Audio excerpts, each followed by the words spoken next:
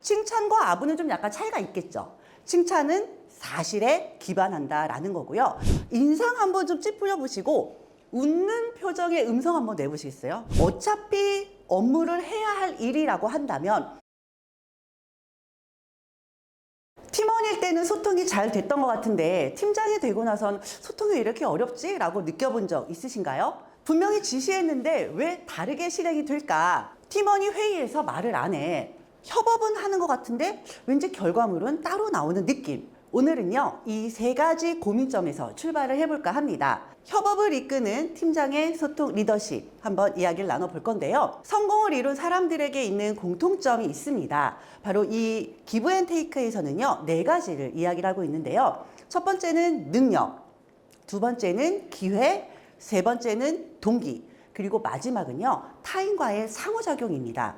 능력과 기회와 동기가 다 갖추어져도요, 결국 타인과의 상호작용이 없다라고 하면요, 내가 원하는 만큼, 우리 조직이 원하는 만큼 성과는 나오기가 어렵겠죠. 바로 지난 시간에요, 우리는 MBA 리더십이라고 해서 M의 마인드셋을 한번 이야기를 해봤고요. 팀장이라고 하면은요, 팀원의 능력과 동기를 이끌어서 그거를 바로 소통으로 연결하는 역할이 필요하지 않나라는 생각이 듭니다. 그래서 오늘은 소통, 빌드업 네트워크의 B를 한번 이야기해 볼까 하는데요. 지난 시간에 우리는요, 간단한 게임을 통해서 말하는 사람의 입장과 또 듣는 사람의 입장이 다르다라는 걸 알았습니다.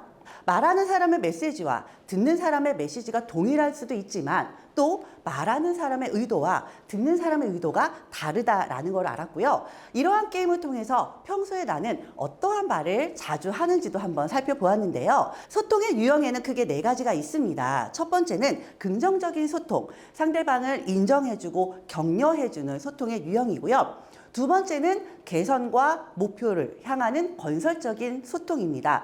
이번 주 우리가 성과 달성을 위해서 어떻게 해야 될까와 같은 소통이겠죠. 그리고 세 번째는 무의미한 소통인데요. 사실 좋다라고 말하기는 뭐하지만 나쁘다라고 말할 수 없는, 어떻게 보면 서로에게 영향력이 없는 소통의 유형으로 볼 수 있습니다. 그리고 마지막은요, 절대 하지 않아야 될 파괴적인 소통이죠. 회사에서 일한 지 얼마나 됐는데 아직도 이걸 못해? 라는 인격적인 무시 혹은 비하 발언, 비난이 여기에 속하게 되겠죠.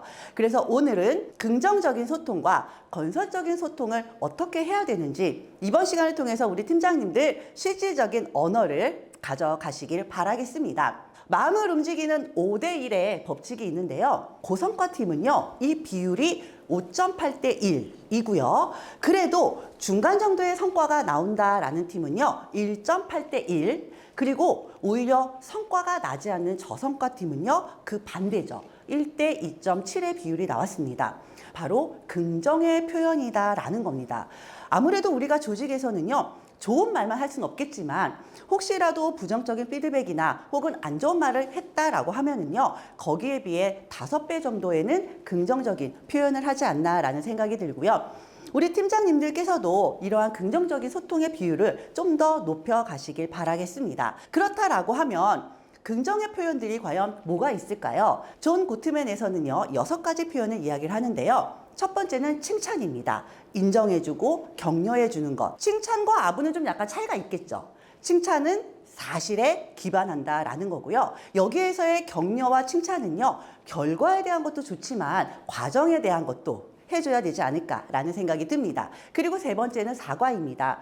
팀장도 실수는 하죠. 그런데 앞에 말한 칭찬과 격려는요, 그래도 남에게 해주는 이야기이기 때문에 사실 그렇게 어렵지는 않아요. 그런데 사과는 곧 실수 혹은 실패라는 공식이 성립이 되다 보니까 내가 왠지 사과를 하면 잘못했다라는 느낌이 들지만 사실 이 사과는요, 상대방을 존중하는 가장 큰 힘이 된다라는 것을 기억해 주셨으면 좋겠습니다. 그리고 이렇게 사과를 할 때는요, 변명하지 말 것, 그리고 행동의 변화를 가질 것 이라는 거 좀 유의해 주시면 될 것 같고요. 그리고 감사 표현입니다. 누구누구 때문에가 아니라 누구누구 덕분에, 뭐뭐 덕분에 감사하다라는 표현은요, 우리의 소통을 조금 더 긍정적으로 만드는 데 더 쉬운 역할을 하기도 하고, 그리고 반가우면 반갑다라는 인사 표현입니다.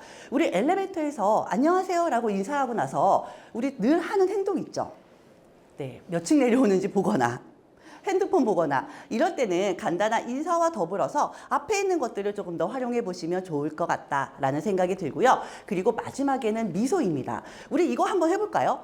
인상 한번 좀 찌푸려 보시고 웃는 표정의 음성 한번 내보시겠어요? 인상은 좀 쓰고 짜증을 내는데 목소리는 웃는. 반대로 웃는 표정으로 목소리 한번 짜증 내보세요.